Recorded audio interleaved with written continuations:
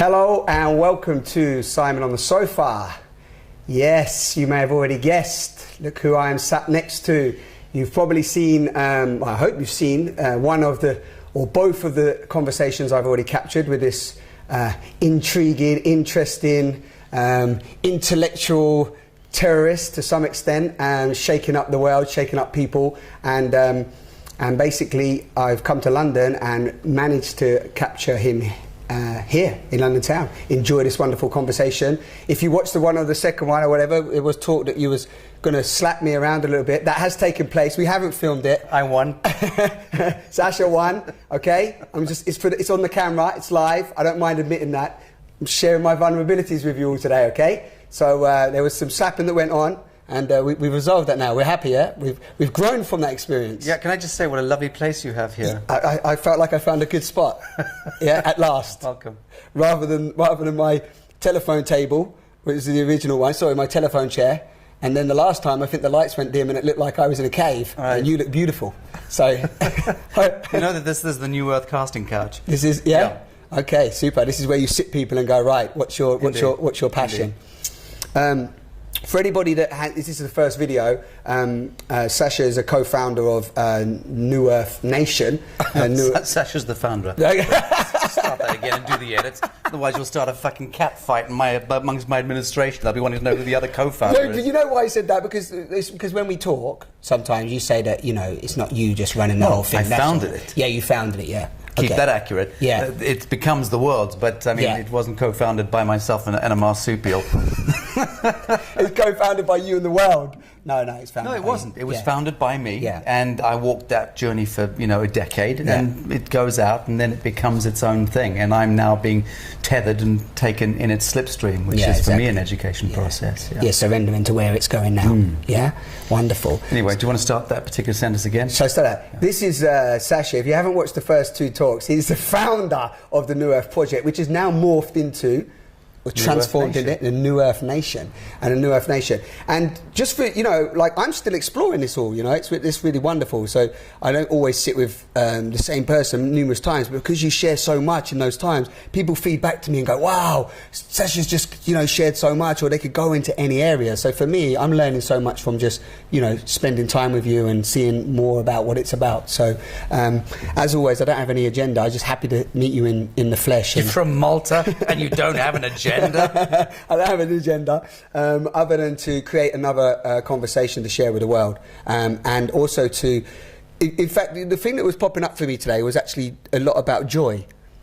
And on the way here I was thinking, you know, joy, you know, and this idea of people living in their joy, and what does that mean? And the reason why that might be associated, or I'd love to hear your views on this, is that a lot of what you point to with the whole New Earth Nation is a form of liberation, yeah? In liberation from the way that people have been communing, you know, living, choosing to experience their life, right? In this society. Not that it's neither right, wrong or good, but just the way they are.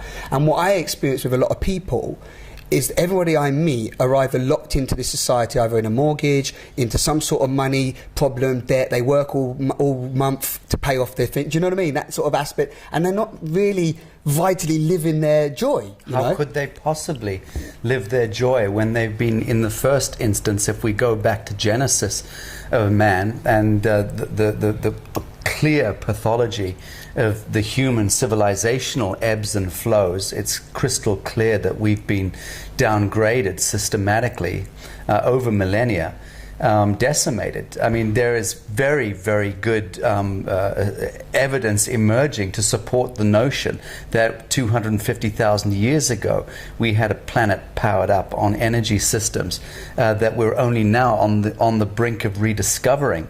I mean, the work of Michael Tellinger is a great indicator for that. But the idea being that we have been downgraded, and we find ourselves now in a civilizational matrix which effectively, very effectively, indentures into voluntary servitude or slavery 7.3 or 4 billion human souls. So the serpent matrix is replete. It's reached its great fulmination. It's been a tremendous success. But The crushing galactic irony is that it is the fulmination of the success of the serpent matrix which actually manifests the atom seed of its undoing. Because the atom seed of its undoing, rather like the diamond being formed in the bowels of the earth in dense carbon and coal, we, the living man, the living woman, are the quanta, the emergent quanta of divinity in this abyss, in this veil of tears. And here we are, courtesy of that compression of ages, of darkness, the galactic sleep. And that is what gave us birth, permissioned us to birth the new quanta, the new seeding of humankind, which is in turn, in real terms, a return to our Edenic origin, which is the immortal principle. So it's like we've been through some tremendous long yuga and simply rediscovered who we were in the now, and on top of that become crowned as living emissaries, sons and daughters of God, so to speak. So when you say, and again, so when you say serpent matrix, because that sounds like, you know, what that's like the idea of the control, the control of, like, you know, humans on a mass scale. Yes, that's part of the narrative, but it's not really where we should dwell. I'm suggesting that there was never a fall from grace. We never fell anywhere. The idea that there was a fall is an abomination. It was a backward dive that we took, and we did it with utter consciousness. You and I, individually and at the collective level, all of us, a very long time ago, elected to take a backward dive into the abyss, so to speak, knowing that we would be lost to ourselves for a very long period of time, but that ultimately we would remember ourselves to ourselves, and in that remembering, we would be able to then anchor the source code of divinity, so to speak.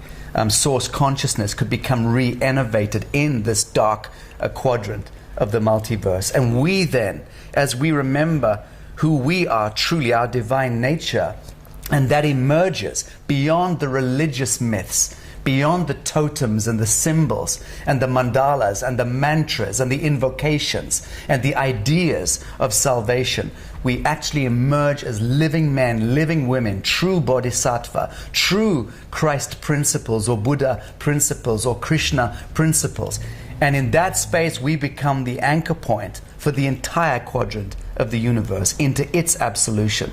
So if we've got demonic realms, in those demonic realms which interface with this reality, billions and billions of souls in the formative stage are able to engage with light for the first time through us, through Homo sapien, through humans. As we actuate, we become a living flare, a lens, a beacon in the great abyss. And that's the real beauty. It was that we've never been victims. We've never been naughty, lowly victims, which is what we are tempted to believe we are. And the world at large conspires to make us feel dirty and wanton and derelict. Shameful, guilt-ridden. That bring on the religious myths there. That's how they serve great function, great purpose. So from that perspective, wow, lovely.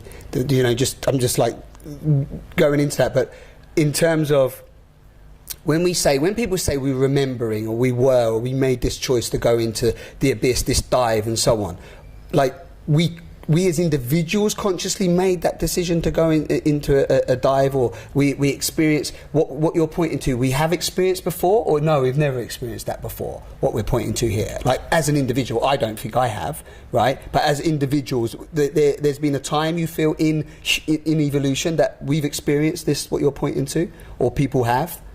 Humans have?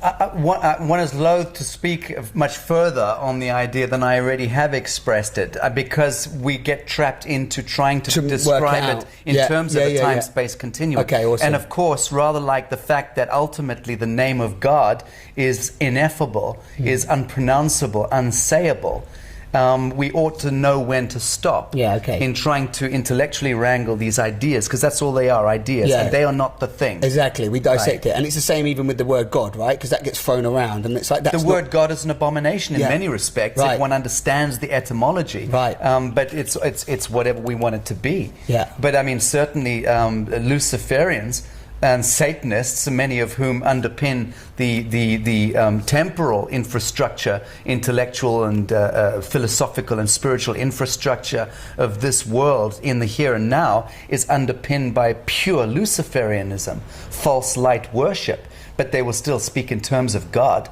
So let's just at some point even release the so-called sacred names, and move beyond the names, because the names are also idolatry. And to some extent keeping us contained in limitation. Not some extent, entirely and absolutely keeping us enclosed.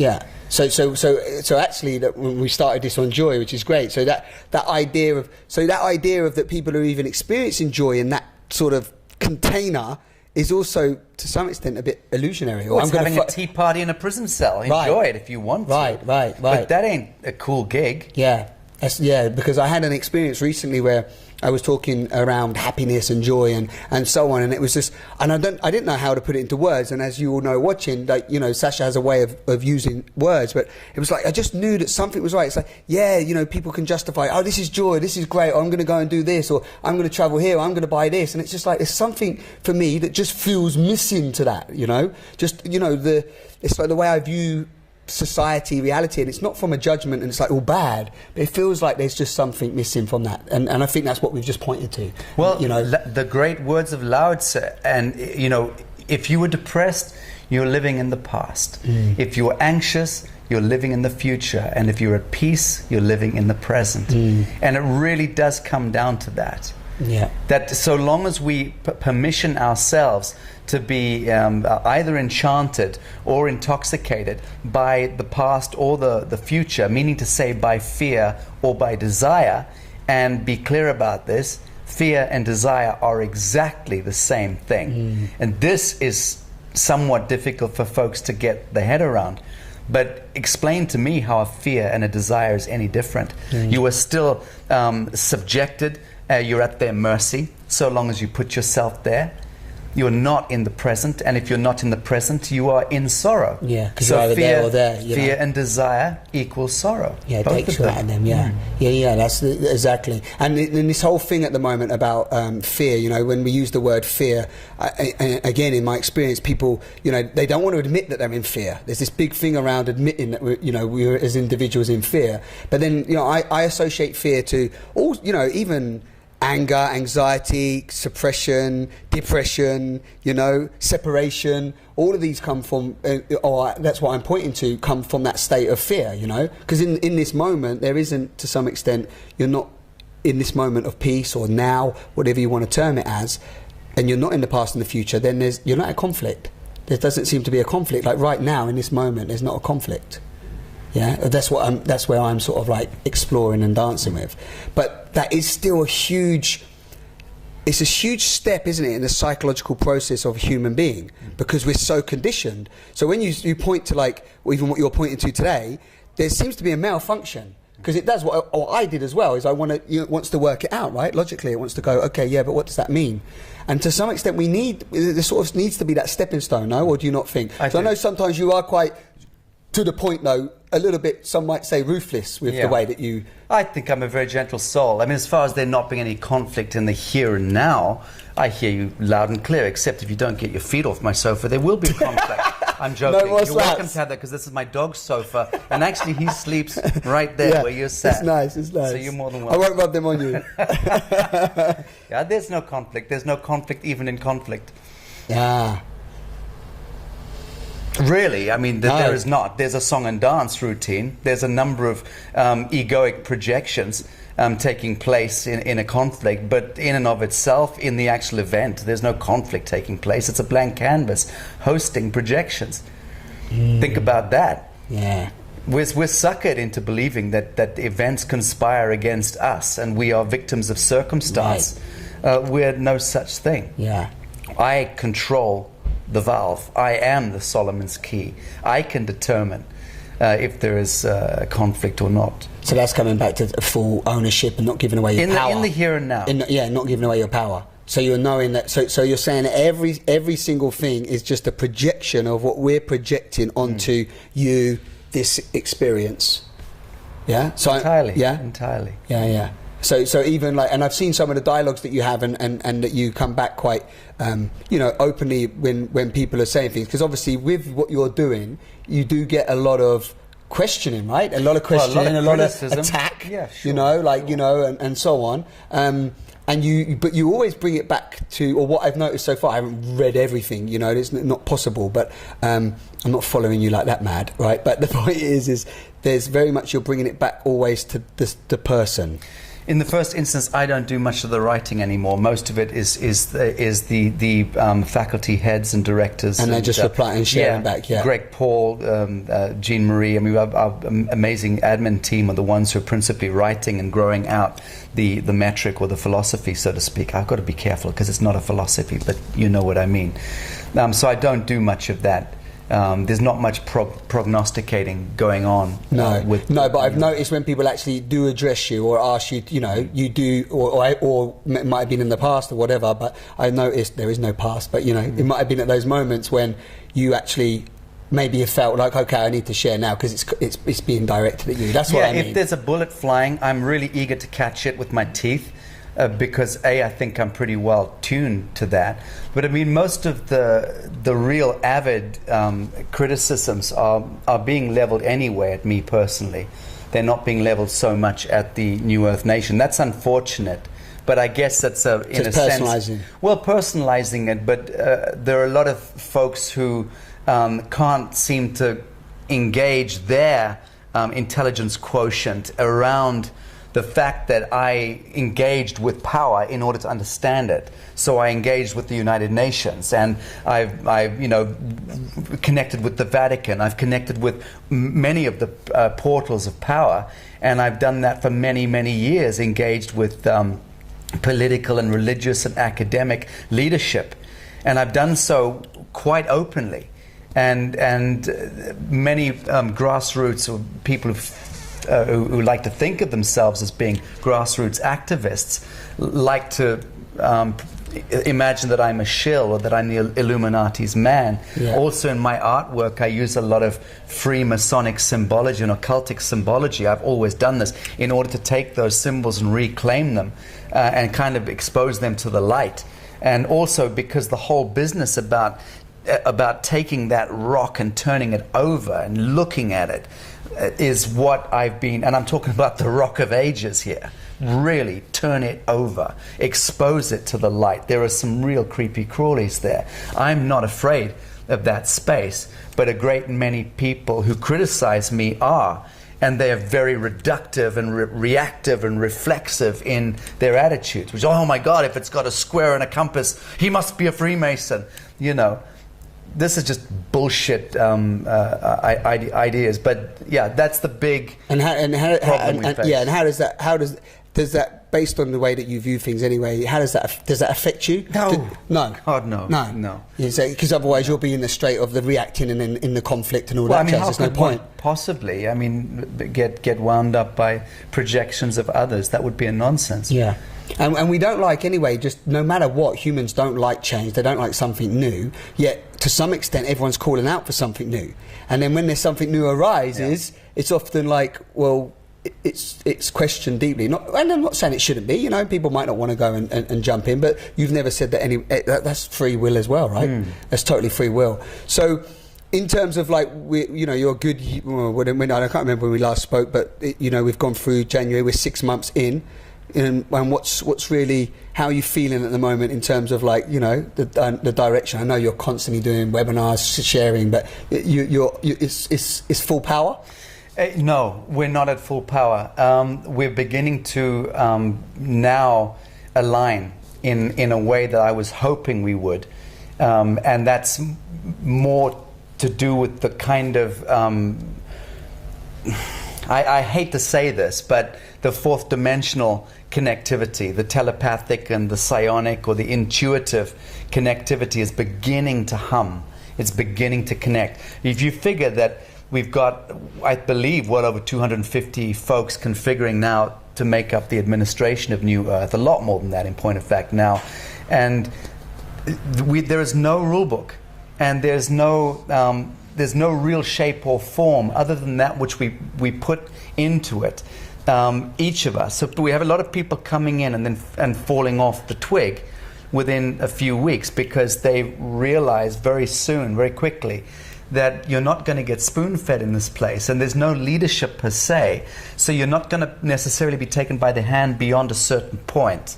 You have to define the space for yourself. So if you come in and you want to join the media team, or you want to join the educative faculty, or you want to join the economics or law faculties, you're welcome to do so if you've got some credentials that can be brought to this space. But beyond the introductions to people and then the open source knowledge sharing, which we do internally, you have the keys. We give everyone the keys. The minute you're accepted and welcomed in, you're given the personnel directory, contacts with all the other team members around the world. And you've got to dive in there. You've got to find out who's who, what's what. We've got a very well articulated portal, which is effectively our government, so you can go in and find out who's who and what's what, and busy yourself. Come up with great ideas yourself and work it out. Yes. And if the ideas don't gel or don't groove, they all fall off quickly. People will just say, thank you, no thank you. Yeah. And if you're offended by that, then this is not the space for you. So each of us are actually being challenged. I'm probably more so than anyone because I tend to speak a lot, say a lot of things, and some of it doesn't groove. That's fine. And that's fine. So and that is an unfamiliar. That would challenge any one individual anyway, because most people have been conditioned to go into a movement, organisation, whatever. I know it's not that, but anything. That's their only knowledge of it, and then they want to be told this is your role. But you're saying, like, what is your role? Create your role. Bring your role. You don't get, if you join the administration, you do not get roles and responsibilities given to you on a piece of paper. You'll have a bunch of conversations with other directors, and they're always there as support. I mean, I'm 24/7, have my Skype open wherever I am, on a mobile or wherever, so anyone's welcome to ping me and harass me with this stuff. But in the main, yes, it's just calling on people to just engage with that quanta within themselves, which is really their noble expression. It's their creative expression. Define it, find it. This is a nurturing space. So, and I think that's also why we've grown so quickly as a movement, because people can sense that this is a space where there is no enclosure or no inhibition of who and what you are, and that's freedom. If you figure that we're living in a world where every single decision is made for you, what you put in your mouth, what time you go to sleep, you read. What you do with your children, and so on. And in point of fact, when you die, it's also pretty much programmed. I mean, we're being harvested in a very sophisticated Canaanite ritualistic civilization, which has been finely tuned to ensure that the average Anglo-Saxon genome living in Europe is going to live for X years, and is going to have this kind of a lifestyle, and is going to eat this kind of food, and it's going to have this kind of medical support, and is going to have this kind of stress factor, and is likely to have a heart attack at the age of 72. Or get prostate cancer at the age of 76. So that is pretty much programmed. And the average African male living between 40 and 50, living in Central African Republic, is going to be culled on cue before his 65th birthday, before his 60th birthday. So these are social engineering and engineering of the human family. That has taken place by itself, though, right? It's like it's self... No. It's been orchestrated. Yes. Okay. Global depopulation, in that sense, is part of a compact that was arrived at after the Second World War. I just made a film with dear Kevin Galilea, who's on I think today's his 47th day hunger strike at the Vatican, protesting the global depopulation agenda. Watch that film, study up on some of that research that he and his crew have managed to put together. But it demonstrates quite palpably that we have been global depopulation has been engineered by design. It began 70 odd years ago, and I'm in my own view, it's not just about a bunch of old top hat wearing gentlemen back in the day taking a long view of the future and saying, well, we have to manage resources, boss, and we have to, too many people going on here. Yeah, I actually think it's a lot more devious. I think behind that was purebred Satanism and blood sacrifice. I'm absolutely convinced of it in my own mind, and I'm one of the only people I know who's spent over a decade researching this stuff intensively, having thousands of meetings and phone calls and reading papers and what have you. So I believe that behind that is the satanic or Saturnian ritualism, blood sacrifice of innocence, basically. But in the modern context, it played out as Edwardian gentlemen or Victorian gentlemen kind of taking a long view and being responsible for a finite planet with finite resources that we have to manage. Bullshit. Yeah. Those guys were just unequal to understanding the majesty and the quanta of nature, of Gaia. The fact that this planet is absolutely not finite. Nothing on it, upon it, or within it is finite. It is absolutely infinite in that sense, except perhaps when the sun dies, which is not due to happen for about 3 billion years. So you feel so even all this talk about resources wiping out, falling, energy, Bullshit. This, that, and the other. It's all just another part of the fear. Bullshit. I mean, you can chop down trees, destroy the trees, and the planet could end up looking like Easter Island. But then again, one can resurrect those principles as well. I mean, I refer you to the film I recently made with Dan Winter, and the fact that we can green deserts up. We're using primary water, using geomancy, having an understanding of the sacred relationship that exists between human beings and the atmosphere and Gaia, all that issues from Gaia. There is a planetary psychology. There's a planetary emotional body. There is a planetary hormonal system and glandular system and an intelligence. So once we recognize the fact that as hominids prancing about on the surface of the planet, at the collective level, we have a capacity to turn things on or off. We are the climate. The climate is us. Yes, the atmosphere is us. Yes. Yeah, and and actually by even connecting to that brings a sense of empowerment, self-empowerment. Yes, because it takes you out of the systems of fear. Let me quickly take you to the irony. Yeah. The irony is this: that the man sitting on his sofa protesting that I am speaking, I'm violating all principles by talking like this, is the man probably responsible for climate change. The one who is protesting that we need to stop doing this and stop doing that. And because so long as you're in a reductive or reflexive, fear-filled space, and that's how you're seeing the world and responding to the world and feeding that back into the world, you are the problem. You're perpetuating that mythos. Yeah. But once you relax and release, we're not running out of anything. Yes, we are variously destroying and depleting, but they do regrow. Yeah, but when you see when you say this as well, what it does, it brings up, I know what it brings up even for so many people. I speak for myself. What it would have brought up in the past is that so many people have vested their whole life into certain things of protest, of like the world's ending, that this running out, we're going to die, based on that fear aspect of the rainforest is dying out, the coral reef's dying out, it could go on and on. The dolphins are being killed, the sharks are being killed. If the sharks wipe out, the fish will be wiped out by 2045,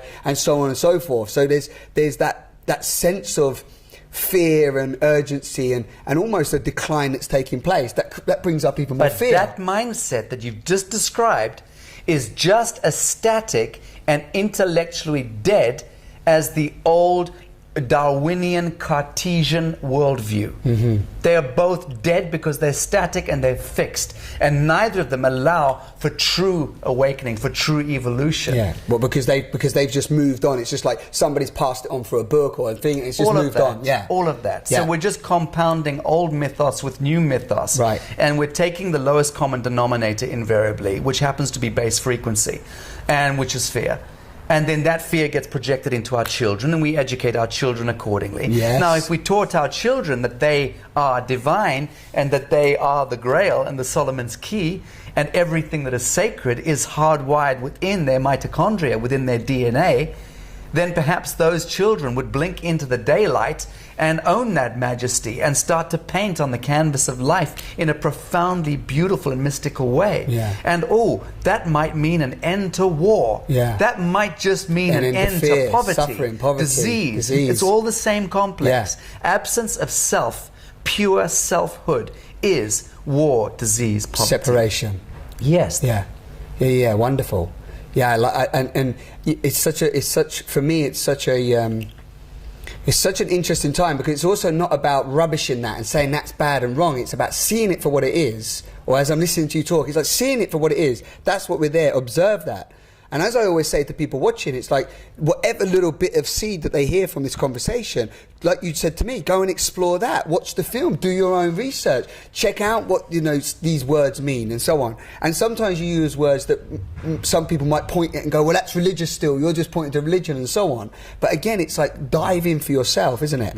You know when you say the Grail and the Solomon's Key and well, I things say like that. I say that because when people are really pushed to it and trying to drill down to the source code, they tend to get rather mystical and religious and talk in terms of Arthurian legends and the Jesus of Nazareth and or whatever. Right. And I'm just saying that to go back to those primal religious, iconoclastic totems like the Grail, the Solomon's Key, and so on, is just really harking back to that. Like a metaphor. Yes, and I'm simply saying, let's stop in any way, shape, or form making any of those sacred totems explicit or outside of ourselves. Right. Let's just claim and own all of them. In fact, put them into full dissolution, including the Master Jesus, if it comes to it. If one is not able to move beyond the idea of Jesus the Master, then I'm afraid you're trapped, one way or the other. And of course, I'm painfully conscious of the fact that there's hundreds of millions of Christians out there absolutely wanting to tear my throat out. Well, that should give them something to think about, shouldn't it? Why would you want to hate a man or tear his throat out because he disagrees with your worldview? Yeah. What is that telling you about your adherence to the Master Jesus? Yeah. I suggest that my worldview, is a lot more in coherence with the Master Jesus than that kind of reductive, reflexive, hateful attitude. Yeah. So this religious zealotry that I'm sick to death of, coming out of Christians and coming out of Islam, Muslims, and coming killing out each of other, killing their own. Even Sikhs breaking out in that temple this I last know, week I with know, their I swords. noticed, yeah. I mean, great stuff to film, but for God's sake, gents, I never watched the newspaper, put but I the was sword back in the sheath. For the love of God, that was so 2,000 years ago. But it's so funny that you even mentioned that, because you're in the city and I don't read the newspapers, etc., and that was just the image that popped up on a number of newspapers on the tube, and I thought, it's like they're constantly seeing like you say, these ideas or these beliefs that they say is like peace, love, serve your neighbor, all this like this idea that religion has that essence of truth and love and whatever the commandments are. Religion just serves one thing, and that is to obscure pure truth. So ultimately, religion and religious mythos, same with culture and cultural mythos, same with societal mythos, same with familial. It comes down to family, to mum and dad, uncle and aunt. That is a myth as well. Yeah, okay. And the programming that comes, the familial programming, is just as toxic as the religious programming, as the cultural programming. So we're just covered up by condition of a condition of a condition of a condition. Pure truth is obscured by all of these complexes, all of these systems. And they fundamentally have been birthed out of fear. Well, the glue that binds those pathologically is fear, without any question of doubt. But fear is only one thing, and that is the absence of self-awareness or absence of pure relationship with self. Yeah, because as you were speaking a little bit before, I had this thought was coming in that again, listening to you speak, so many people point to that, and I'm saying from my perspective of like, who are we to think that? Who that's egoic, It's like, how can we think we're so grand and so on? Do you see what I mean? And it might have come up for you before, right? So it's just that popped in. So I'm just going to throw that in the mix. Well, if I place myself as I think that any truly responsible living man or woman would, I place myself center stage of that flame of awakening, of becoming, of curiosity, of engagement, of wonder. I couldn't give a fuck what anyone says or thinks about my take on anything. I know where I put myself. And it's a place of curiosity and discovery. Yeah. And am I the living Christ? Of course I am in that space. Am I Bodhisattva? Damn right I am. Am I my own lodestar? Am I the universal mind incarnate? Fuck yeah. As we should all recognize of our true selves. Yeah. We are all of those things. We're the grand creators. None of them exist outside of the atom seed of self. I will absolutely reject any notion that Christ is outside of self, or Bodhisattva or Buddha consciousness exists outside of self. And just life force, right, as well. Like if you want to just different words, but just we are life, right? We're life. We're pulsating organisms that are like so unique, indescribable, miracles, if you will. Well, don't pulsate too close to me, but your point taken. You're always pulsating close to me. You're pulsating now. That's why you like my foot on your sofa. But it's funny because I'm going to go back as well to. I quite like it that we spoke of the Sikhs, and you said let's put the short swords back in the sheath. And I had like obviously I don't know why, but I had a sort of phallic image there of like that actually the cock is out of control. Yeah, and I don't know. That's just the words that come to my mind. But like we spoke sort of briefly earlier about 22 minutes in, and he brings up penises. I mean, it was just a matter of time. It's like we got to go there. The sword come out. I was like, wow. No, but it is. You're right. It is phallic. But not just from the place of the sword. But I was just thinking, based on what we spoke a little bit about earlier, about how. I don't know if you want to even share on this. I've been exploring how it comes back to sex, right? And in my own journey. And the more transparent I've been exploring, it comes back to how out of aligned I was within my understanding of sexuality. And how I was driven from that, just that uncontrollable force of like wanting sex, wanting women, what's going on there, and I mentioned to you earlier, cheating on partners because I didn't know what was going on. I want to be with this person, but I've got a big attraction for this person. We spoke of desire earlier, but a lot of that, I don't know, we're just going to dissect it and change it straight up and go into sex, if you're okay for a little bit to go around there. But what's your views on that, about how not only are we conditioned, but we're not taught anything about this creative force. Look at me, I'm like, all this, but this creative force that is our creation, right? We're creation. We have this creative force within us, this sexual energy. And to some extent, the whole of life is a sexual explosion that we also seem to be scared of, taboo, And I don't know, that's just what's coming up for me now. Symbiosis, which is what's taking place in a trillion different ways and levels in your body every nanosecond of every day. The unfoldment of life, of sentience, of creation, of cells, everything in motion and moving, atoms, protons, dancing.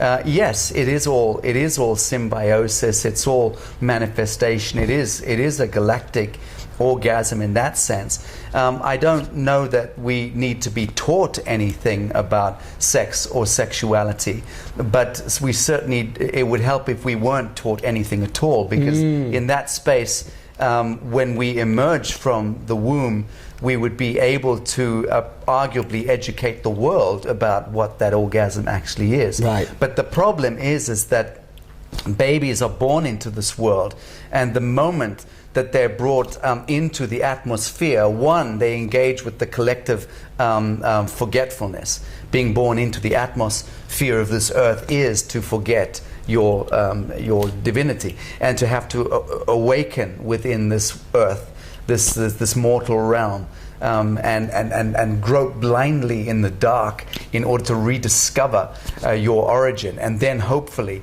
you can remember who you are, what you are, and then engage your animus fully with this world, and then shape this world. But not many people get to that space where they do fully remember who and what they are. I'm simply suggesting that if we were to leave children alone entirely, no education whatsoever. Yes, if you want to teach algorithm or geometry or whatever, this is fine. But I'm suggesting that when I say educate, I mean, Johnny, do this, don't do it. Stop that.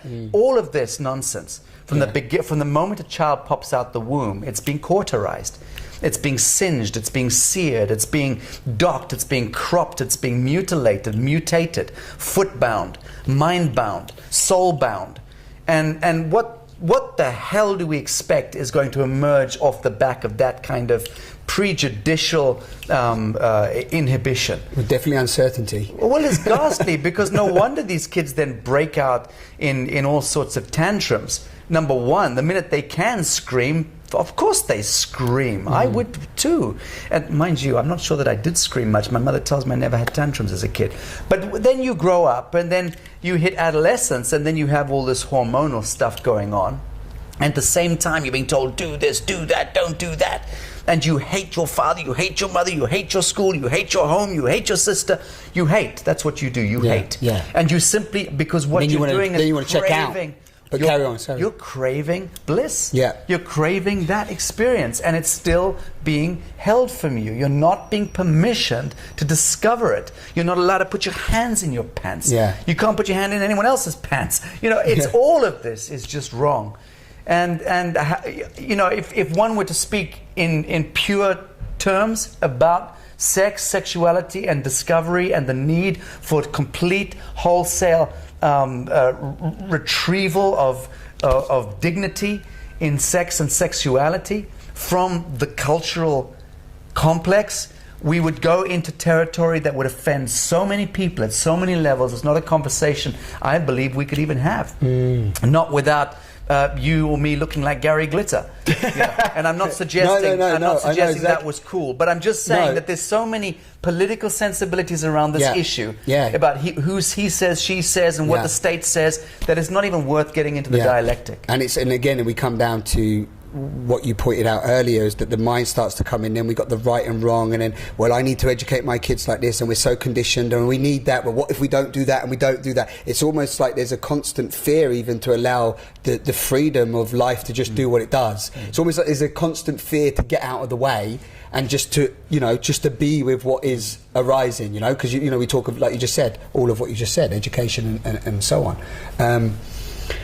So I mean personally, I'm still not today with you, but I love that conversation, because all these conversations, I just love them to really to just instigate the curiosity of people to ask the question. That's what I'm really buzzing about. I'm really buzzing about the potential and the possibility of what comes in when you even break my idea or my concepts, theories and ideas. I don't want to get static and caught in those, even when I think, they feel quite liberated, and then you look closer and you're like, no, they're just another form of condition or conformity or whatever. So it's like, for me, it's that curiosity to continue to strip away and move away. At the collective level, at the macro level, you've got Occupy Wall Street, you have the Arab Spring, you've got these kinds of memes which are engineered. They're also software programs. They're also heavily funded by cabal, okay? And they're allowed to manifest explicitly onto our TV screens in order to do what? In order to quell the real conversation, which is an absolute revolution. Because what Homo sapien wants is an absolute revolution. We want pure truth. We want pure dignity. We don't want it by degrees. We don't want it gently. But the way that the system and the systems are still engineered and geared is toward containing that revolution, always containing it. And even the New Age movement, right? That whole New Age movement is still capped. It looks different, and it looks like, there's freedom and liberation over here, but it's like still, we spoke briefly like this last time, but it's still in that box. Do you remember? We were talking about, like, even some people that are pointing to some great places, but still in the confines of just this society, not wanting to push past the I don't know, the federations, or don't want to break too much past the tax or the police or whatever, and that's what really the New Earth Nation is pointing beyond. Well, the New Earth Nation says this. It says, do not pay taxes. But it doesn't say, do not pay taxes to show that you're an anarchist. Yes. Do not pay taxes to show the man that you won't. No, I don't give a damn about that. It's saying, do not pay taxes, because paying taxes is committing blood sacrifice. That's what matters. Not the idea in between, which is whether we support our nation or not. I couldn't give a toss about a nation state. It's a fiction, for God's sake. I care about living men and women that live on a living earth. I don't care about a corporate fiction called Great Britannia or whatever. Whatever it is. Toxic notion is and that. The borders and the all of that bullshit. All of that bullshit is what it is. Bullshit, dead ideas, and in our lifetime will certainly flatline all of that nonsense. I place a bet here and now that within probably 7 to 12 years, all nation states will enter into dissolution, 253 of them. I would wager everything on that. I believe that we're so close to this point, this tipping point. And once that does tip in, and when the average man in the street, especially the average professional, gets to grips with the corporate fiction of their own lives, as well as the nation state, and then sits with themselves under a tree, under the sunlight, and actually engages for one pure instant with reality, real reality, I believe they could let it go, all of it. All the fictions go instantly. And then you recognize, oh my God, all of the borders, the flags, the nation states, the parades, the trumpets, the armies, the tanks, the satellites, all of those are bad ideas dreamt up by fear-filled men back in the day. And we're still living out a highly toxic legacy, which is culling us on cue for designs unknown to the average man. This is insane. Yeah, I love that, but I love the way you just described that as well, because I know that people feel that. You're just articulating what people feel. So it's all, like you say, there's a tipping point or whatever. It's like, that's happening. And I know that's the old cliche of it's happening. But I mean, this is 6 years that I've been on this journey, and sort of when it happened for me 6 years ago, and I was like, it's going to happen this year, and it's like 6 years have gone on. Yeah. But I am seeing that it is spreading. It's spreading like wildfire, and like you say, that can only continue, because it can't go back. You can't go back. Once you've seen that, you see what I mean? Once you see that corporate fiction, once you see all that like madness and insanity and that control, you can't go back. You do freak out a little bit now and again, because you're like, who am I? Where am I? Freaking out's good. Yeah. Freak out is good. Yeah, your identity's gone, and you're like, who am I? Because people do fall into that place, right? It's overwhelming, can be quite scary. Let me give it to your friends and fans and followers. Let me give it to them in 90 seconds. What? The UCC filings, Uniform Commercial Code filings, highest jurisdiction of law on the planet, our highest forms of law. The UCC filings were made in December 2012, calling out 253 nation states for treason and fraud against the sovereign being the people. They didn't answer to those filings. 3 months later, by the end of March last year, 2013, every single government on earth went into foreclosure. Fact, under the highest form of law on earth. This is a real thing that happened. The OPPT filings, the UCC filings, it happened. As of the 1st of April, irony of ironies, last year, April Fool's Day, every government on earth was actually in foreclosure under the highest interpretation of law on God's green earth. It has no choice. It has no choice. It's already set in. It's under in motion. Its own rules. Yeah. It's in default. Yeah. Already. It's happened. It's not that it's going to happen. Yeah. It's happened. Yeah. It's like the charging rhino. I think I said this to you before. It's dead. We still see it moving towards us, so it would behoove us to step out of the way if it comes crashing to the floor in front of us. But it is actually brain dead. We've taken it out. It's a good time. It's a good time. And if people can simply put down the fucking remote control. Yeah. Turn that godless box off. Yeah. Stop it. Yeah. Stop subjugating yourself and your children to this sacrifice, to this culling, because it's a psychological war. The Third World War was always determined to be a psychological war, and we're in it. Yeah, we're deeply in it. Yes, Yeah. our food supply is being mutated. Yeah. We are being completely tampered with at the genome level by the food going controlled. in us, the water, and the stuff raining on us from the air. Right, and even our electrical devices, right? Especially study cancer. Study the history of cancer, and study the history of electricity. Yeah, cancer didn't exist. Cancer didn't fundamentally exist before electricity. Electricity and rogue electrical values coming from these copper wires around the room.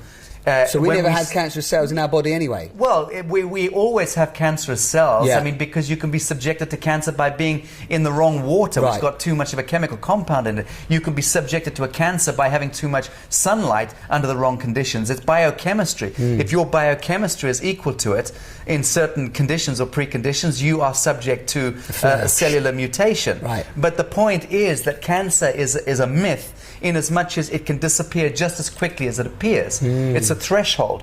Essentially, in biochemistry terms, it's a threshold between alkalinity and acidity in the blood. And if you keep your blood alkaline to the right pH, it is physically impossible for you to catch cancer. And if you do get a cancer, you can walk people back out of it over that threshold in days and weeks, not months and years. The good thing about grace is that it takes months and years for us to get cancer in the main, but it can take days and weeks to walk out of it. But we're not, again, psychologically, we've been entrained to equate cancer with death. Totally. And because of that psychological programming, the overwhelming majority of people who get cancer, they buy into the fourth dimensional astral identity with it. And their cells become infused with that vibral pattern. And it just sucks down. You just plug in. It's over. Yes. Yeah, totally. Full-blown plug-in. And we're doing that on so many different things. Well, we can turn people around with cancer with days to go. That's a fact. That's beautiful, and you know, and it just makes me, because I always see like cancer research and all this stuff and the charities. No, and I'm just like, this year we're going to stop cancer and let's all run for cancer. And I'm like, no, please. It's like that's just the game. That's the corporate bloody fiction. That's the whole madness. It's worse than the game. Yeah, totally. It's a lot worse than the game. But I don't want to go there. No, don't go there. Where I will go there is this: is that New Earth Nation Health and Wellness faculty is sponsoring and hosting the World's Congress on Cancer Cures next year in Bali, Indonesia, summer next year. Nice. And we plan to have the world's leading figures in cancer informing that online just getting convention. that truth out there. And we're also unveiling shortly our own cancer cures that we've been working on for many years within Humanitad, which have now translated. Which there are many people have been speaking that for years now as well, haven't they? It's curing. People are curing 24/7, but they hide that story as always, right? And then apparently it's illegal. I think it's illegal to claim that you have a cancer cure. Yeah, but they've wiped people out, right, to some extent along the way. Good luck at coming after us when we broadcast our cancer cures, because we have every intention. And we've of just doing broadcasted it here, so it's at rock and roll. Yes. I know. Like we could continue for hours, but we're going to. The difference is we don't sell them. We don't profit off them. No, those treatments and cures. So what's wrong with you? You know, that's stupid. Yeah. You know, you really want to profit off this stuff. Yeah, I know we could talk for hours. I mean, I just like that. What I love is I can sit with you, listen to you. And I think everyone agrees with this, is that regardless of whether they judge you or don't judge you, all that's irrelevant, is that there's an opportunity here to open. There's an opportunity to open, to explore, to be curious, to go on your own exploration, you know, check out the information, follow what Sacha's shared. I mean, I don't have much to say, because as you're saying, and in fact, they'll know what I'm going to say next, we can finish on this, because I was going to talk about free energy, but that's another day. But we could finish on this, is that what's lovely is, we spoke about this the other day, the mirror neurons.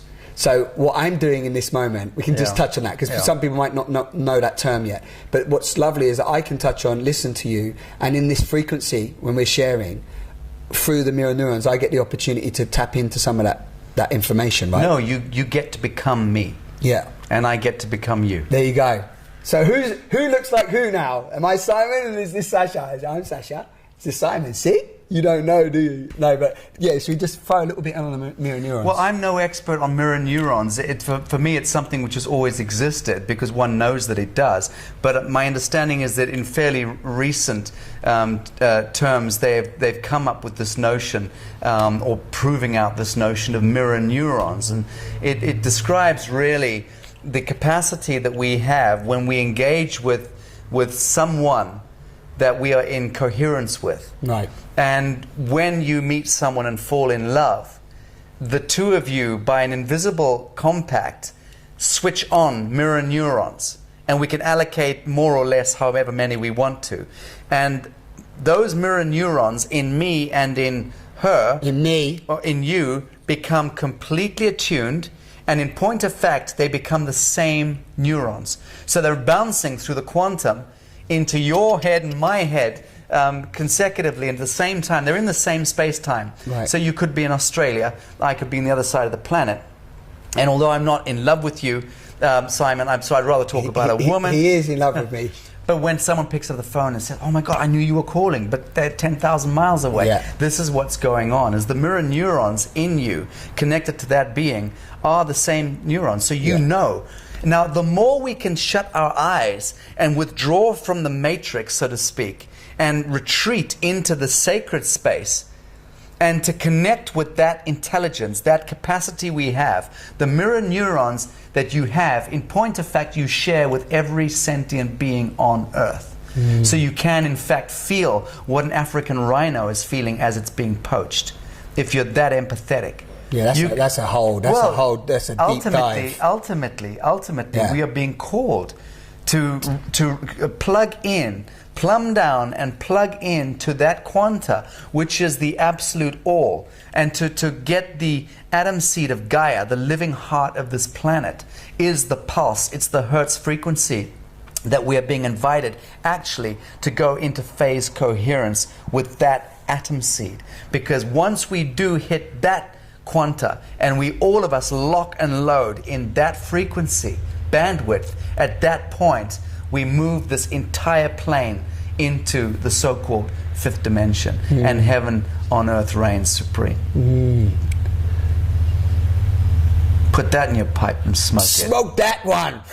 Pass me over another stoke. Bring in the pipes! God damn it! Speaking of which, it's almost time for our shisha. Yeah, I think it's time. We have to rock and roll.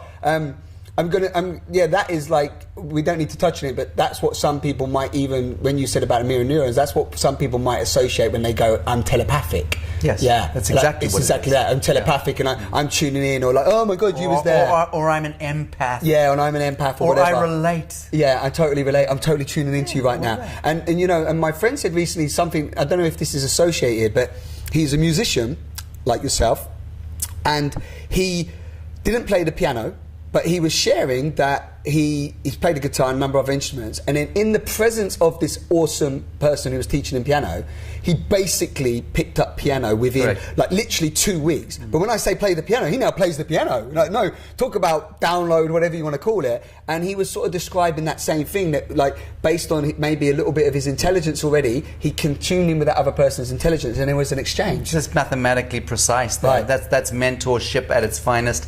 It's the protege and the mentor at its finest. Right. So it's a tuning fork in that sense. Yeah, and that's what happened to him. Yeah, and I mean the truth be told, Tchaikovsky's mirror neurons exist. Beethoven's exist. The painter Toulouse-Lautrec's mirror neurons exist. Darwin's neurons exist. Newton's do. They all past, present, and future neurons exist in this great big epic galactic fug that we find ourselves in. What do you choose to attune to? I mean, to some extent, we have that choice. Wonderful. Wonderful. Time for some food. Done deal. Done deal, tea and food. Wonderful, people. Thank you for tuning in again to Simon on the Sofa. I hope you've enjoyed this one.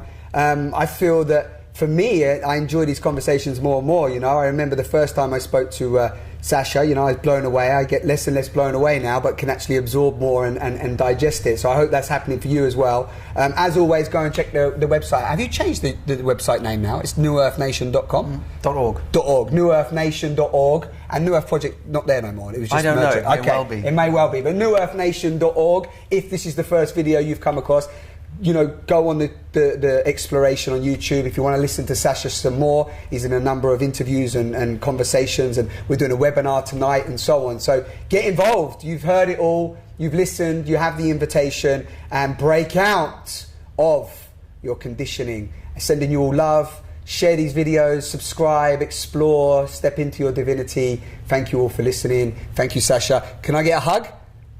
How about a handshake? A little one. Watch this. It's going to be a little handshake.